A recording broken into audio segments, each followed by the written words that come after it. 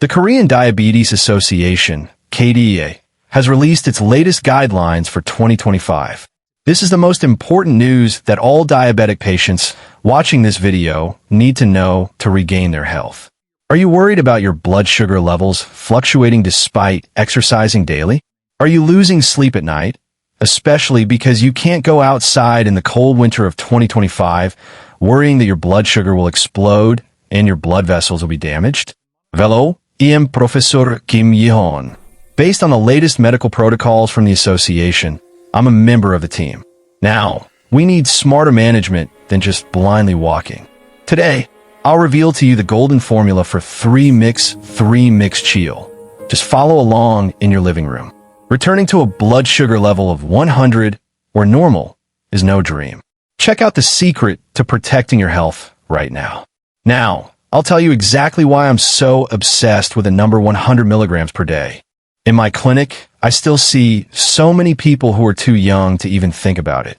I ask you this, Professor, my fasting blood sugar is 100, and some days it's 150. The local hospital says it's not diabetes yet, and that it's fine as you get older. Yes, everyone. Every time I hear that, I'm shocked. Because that very idea is already a thing of the past, and scientifically, it's a very dangerous misconception. Yes, the reason the latest KDA 2025 guidelines set a clear baseline of 100 milligrams per day for fasting blood sugar is not to make us anxious. It's because blood vessels don't lie. Yes, take a look at the screen. The moment your blood sugar starts to exceed 100, even if it hasn't yet reached 126, a silent but fatal change begins inside your body. Your blood is no longer clear water. It becomes sticky and heavy like syrup. Your heart has to forcefully pump that sticky blood throughout your body, and in the process, it suffers needlessly. At the same time, the excess glucose has nowhere to go and floats around the blood vessels, scraping and damaging the thin, delicate lining of the blood vessels. I explain this as vascular rust or glycation damage. When the inside of a water pipe in your home rusts, it's not noticeable at first, but over time, it becomes brittle and then suddenly bursts. Just as blood vessels are the same, the first to collapse during this process are not the large blood vessels, but the smallest, most delicate ones. This is why your vision starts to blur. As the capillaries become clogged by the membrane, your vision begins to appear foggy. The kidneys are no different. Damage to the kidneys' filtering system causes frequent bathroom visits and fatigue. Unexplained tingling sensations appear in the toes. This is because blood cannot properly reach the nerves. But the real danger doesn't end there. The glycation inside these blood vessels acts like a powerful magnet, attracting LDL cholesterol or fatty delivery boxes. This is how atherosclerotic plaques are formed. If these plaques detach and completely block the blood vessels, a stroke or myocardial infarction can strike without warning. Yes, that's why I'm telling you clearly. Empty grain blood sugar. If you exceed 100 milligrams of peroxidase, even if you don't appear seriously injured, your entire body has already entered a state of chronic inflammation. You may be living as if nothing is wrong right now, but inside your body, small choices every day are accumulating to shorten the fuse of a time bomb. This should never be taken lightly. I've previously described the square reality that unfolds when blood sugar exceeds the baseline, and now it's time to move on. I'm not here to instill fear. As a doctor, and as someone who has been repeatedly asked the same question for decades, I'm here to offer a clear message of hope. Blood vessels are not like steel pipes that break once broken, but living tissue that can be reborn if confined for a moment. And the moment your fasting blood sugar stabilizes at 100 milligrams of peroxidase, your body begins to issue a completely different command. There's no need to fight anymore. Start repairing. And with that signal, the glycated debris that covered the inside of your blood vessels, what I called rust, begins to be cleaned up and endothelial cells begin to repair themselves. It regains elasticity and hardened blood vessels become soft again and blood is no longer forced through. At the same time, the key called insulin regains its role. And just as a lock that has long been rusty and ill-fitting turns smoothly again, cells begin to accept glucose rather than push it away. After a meal, blood sugar levels don't stop at 180, but naturally drop and return to 100. This isn't a sense of control gained by increasing medication, but rather a freedom gained as the body heals itself. And this change doesn't end with a pleasant story. It's a fact already confirmed in large-scale international studies. People who lower their fasting blood sugar to below 100 reduce their risk of death and kidney complications by more than half over the next 20 years. In the face of fears of blurred vision, dialysis, or losing a limb, the number 100 isn't just a number, it's a shield. Therefore, our goal as we approach 2025 isn't ambiguous management or resignation. It's not about aiming for 100, nor about rationalizing 120, but about aiming precisely for 100. That's it. It's the starting point for a life that pushes disease away, not one that drags it down. And the essential tool for that turning point is the golden formula I'll explain now. 3 by 3 by 7. If you understand that the goal is 100 milligrams per 100 milliliters, then the question naturally follows. Why can simple movements like standing up and walking so noticeably lower blood sugar levels, which are so stubborn? Many people still think exercise burns energy, but that's not the point KDA 225 focuses on. The real secret lies in a very specific medical mechanism, what I call a strategy for opening the back door of the cell. Imagine your muscles as a room. For this room to function, it needs fuel called glucose. Normally, a key called insulin must open the front door to allow glucose in. But in diabetes or pre-diabetes, this front door lock rusts. Medically speaking, it's insulin resistance. No matter how many keys Choi makes, the door doesn't open easily. As a result, glucose is pushed outside the blood vessels, raising blood sugar levels and leaving cells starved for energy. But there's a switch here that completely changes the situation. When muscles repeatedly contract and relax, for example, during squats or knee raises, the cells receive a powerful signal that they need energy immediately. This signal is so strong that without waiting for insulin, the cells themselves open a back door, a passage called a glottis. And most importantly, this door opens without insulin. It doesn't matter if your muscles are weak or the inner gate is nearly broken. The moment you properly move your muscles, the glucose circulating in your blood vessels is instantly sucked in through the back door and used as fuel. That's why, after just a few minutes of practicing this Sampak-Shield formula, you'll see your blood sugar levels drop rapidly. This isn't something a drug can do for you. It's your own muscles cleaning up your blood vessels and saving your body. This is the crucial difference between exercising and exercising properly. The muscles open the back door and immediately draw in glucose from the blood vessels. If you understand the principle, then the next question will naturally arise. I walk faithfully every evening, so why do I need to do that extra movement like triaxlam chibu? This doesn't mean walking itself is bad. Walking is certainly excellent exercise and greatly helps burn the glucose currently circulating in your bloodstream. However, the problem is that walking alone isn't structurally sufficient to reach the goal of 100 milligrams of per sits. The reason is simple. Muscles, especially thigh muscles, are the largest glucose storage facility in our bodies. Even if you just repeat the lactic acid hand movement, you might succeed in wiping up spilled water on the floor, but the size of the container holding the water won't change. As we age, our thigh muscles naturally shrink, and when this storage facility shrinks to the size of a cup, even a small meal causes glucose to overflow and reflow into the bloodstream. This is why some people, despite being thin and not eating much, struggle to lower their blood sugar levels. This is why KDA 225 emphasizes combinations. Skirts and light resistance training simply burn energy. It's not about the act, but about growing this storage. When your thigh muscles are rebuilt, they can hold and sustain glucose even with the same amount of food, and your blood sugar remains stable even after 10 minutes of exercise. Ultimately, The key to the 2-exercise slam chibble is 1.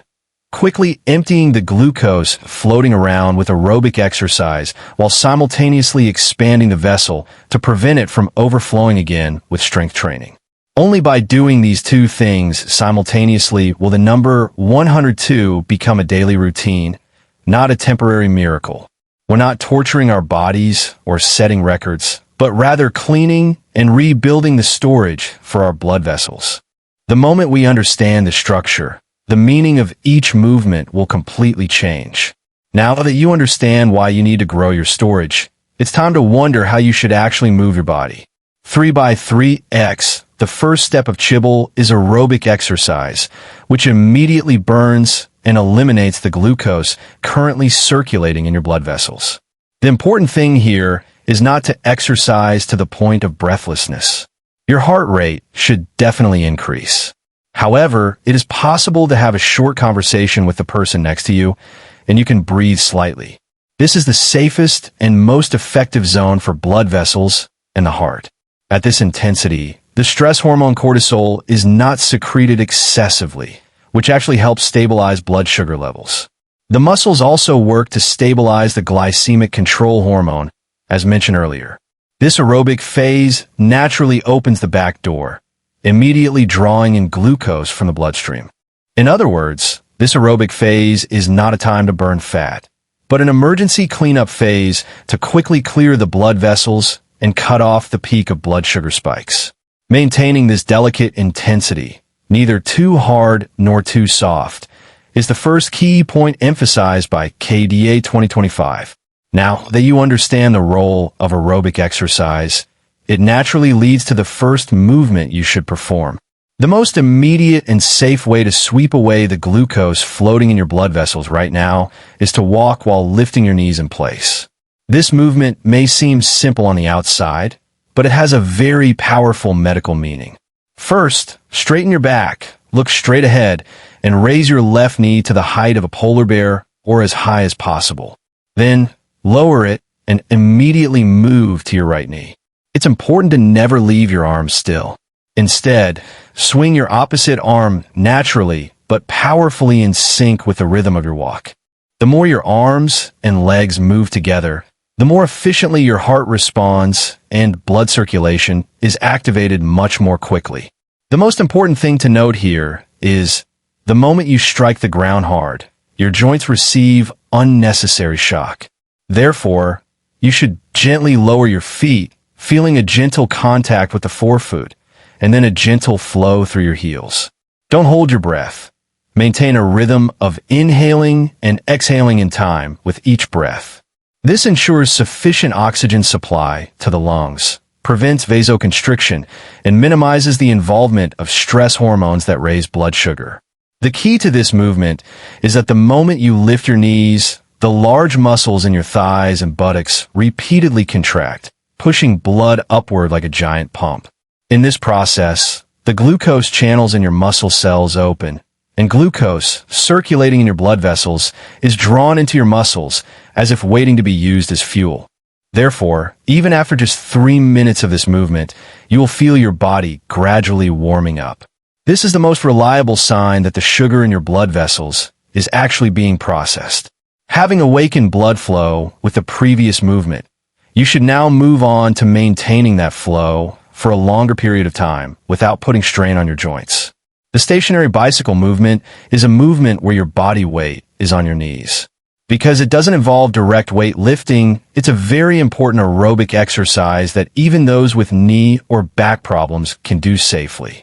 If you have an indoor bike, adjust the seat so that your legs are almost straight when you pedal all the way down. Excessive knee bending places stress on your joints. If you don't have a bike, a chair will suffice. With your buttocks firmly planted on the seat, your upper body erect, and your hands lightly grip the edge of the seat, lift your legs, and slowly pedal. The most important rule is to avoid bending your back. A rounded back reduces blood circulation and raises your shoulder girth, creating tension in your body. The pace doesn't need to be fast. The key is to maintain a steady pace, allowing for a slightly short breath but still conversation. This movement gently moves your hips and knees while continuously engaging your thigh muscles, slowly but surely consuming glucose in your bloodstream. In other words, the longer you ride without water, the more quietly and steadily your blood sugar levels drop. This makes it the ideal aerobic exercise for protecting your joints and maintaining your blood vessels. See previous post. If you've sufficiently awakened your blood vessels and muscle pumps with these two movements, there's one last element left that must be addressed: stress. This is why many people struggle to lower their blood sugar levels despite working out hard. If your body is moving but your mind is tense, your adrenal gland will continue to secrete the stress hormone cortisol, which works to raise blood sugar. Therefore, the third aerobic movement isn't about sweating, but about slow, confident movements that simultaneously relax both your body and mind. Put on some bright, upbeat, yet not so fast tempo music and step left and right, clapping your hands in time with each step. Slowly raise and lower your arms, repeating the movement. The precision of the movement isn't important at all. It's okay if you miss the beat or your arms don't go up enough. What's important is that your entire body moves together and follows the rhythm. This naturally engages not only your large muscles, but also your shoulders and torso, resulting in energy expenditure and a noticeable reduction in cortisol secretion. Your face will feel relaxed, and your breathing will become more controlled during this step. Many people feel a softening, and that moment is precisely when the invisible hand that was pushing up blood sugar levels lets go. In other words, this movement isn't just a dance. It's a finishing touch that simultaneously blocks both the blood sugar levels that can be raised by exercise and those that can be raised by stress. It's a crucial piece that completes aerobic exercise. Once you've sufficiently cleared the glucose floating around your blood vessels through aerobic exercise, you must now shift your gaze deeper. It's a completely different story to briefly lower the numbers in front of you and to prevent them from rising again. Yes, this is where the real battle begins. Yes, this is the power exercise, the stage where you rebuild the body's glucose storage. Yes, muscles aren't simply tissues that exert force. They're the most powerful buffers that stabilize blood sugar levels over the long term. The size and geography of these storage units determine the fasting blood sugar level baseline.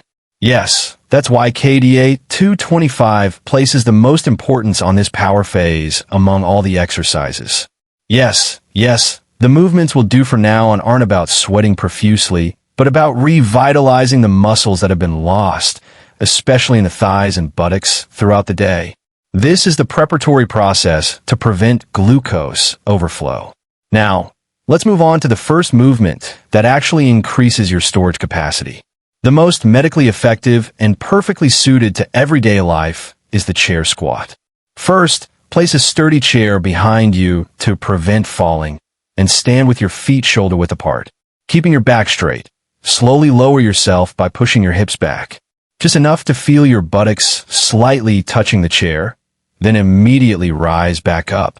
Sitting down completely releases tension in your muscles, so remember to feel like you've reached the top and are back up. Inhale as you descend, and exhale as you rise, engaging your stomach and thighs. Keep your knees below your toes. Keep your gaze naturally forward to avoid straining your joints and leaning forward. This simple movement simultaneously activates the two core muscles in your body that consume the most glucose, the front thighs and the glutes. To be clear, this exercise isn't about strengthening your legs. It's about rebuilding the largest storage facility for blood sugar. The more consistently you do this, the more your body will build a foundation that prevents blood sugar from overflowing after a meal. Having established a large storage facility in your lower body, you must now move on to distributing the glucose stored there throughout your body. Wall push-ups are the most practical way to safely activate your upper body muscles without having to lie face down on the floor. Then, face a wall, stand about an arm's length away from it. Place both hands on the wall at shoulder height and maintain a single Gordon line from your head to your heels. Slowly bend your elbows to bring your chest closer to the wall, then return to the starting position as if pushing against the wall. It's important to tighten your abdominals to avoid arching your back or dropping your hips. The longer the distance, the more intense the exercise will naturally be. So adjust the position to suit your physical condition. This exercise simultaneously activates the muscles in your chest, shoulders, and back, while placing little strain on your spine, making it particularly suitable for the elderly. It's suitable when the upper body muscles are awake. The area that consumes glucose expands from the legs to the torso and arms. Blood sugar is processed evenly throughout the body, rather than concentrated in a specific area. In other words, this wall push-up not only builds writing skills, but also serves as a link for efficiently utilizing existing storage, a crucial step in further improving daily blood sugar stability. Now that you've established the general framework with the lower body and torso, it's time to fill in the last, often overlooked area, the arm and shoulder muscles. While these muscles may seem small, consistent use plays a crucial role in improving insulin sensitivity. Light dumbbells are helpful, but if not, a 500 milliliters plastic bottle of water will suffice. Hold them in both hands, keep your elbows close to your sides, and slowly bend and straighten them. Or, push them up from shoulder height and then back down. If you have a tire band, you can also step on the center with your feet and pull them up with both hands. The most important principle here is speed. Go up slowly for a count of 2. Go down even more slowly for a count of 3. And if you swing with a recoil, only the joints are needed and the muscles are not properly stimulated. In this slow movement, the arm and shoulder muscles are constantly tense, and that tension signals the glucose uptake. This activation of the upper body muscles expands the area capable of processing blood sugar from the legs to the arms, significantly improving the responsiveness to insulin. Ultimately, this movement isn't just a finishing touch to building strength. It's a crucial step in maximizing the utilization of your storage, preventing blood sugar fluctuations throughout the day. Having built your storage through education, it's time to move on to safely protecting it. While many people are strong in blood sugar management, the most frightening outcome in clinical practice is a fall. Especially in those with long-term diabetes, the sensation in the toes becomes dull and nerve conduction slows, making it easier to lose balance. A single fall can lead not only to bruises but also to fractures, long-term hospitalization, and rapid health deterioration.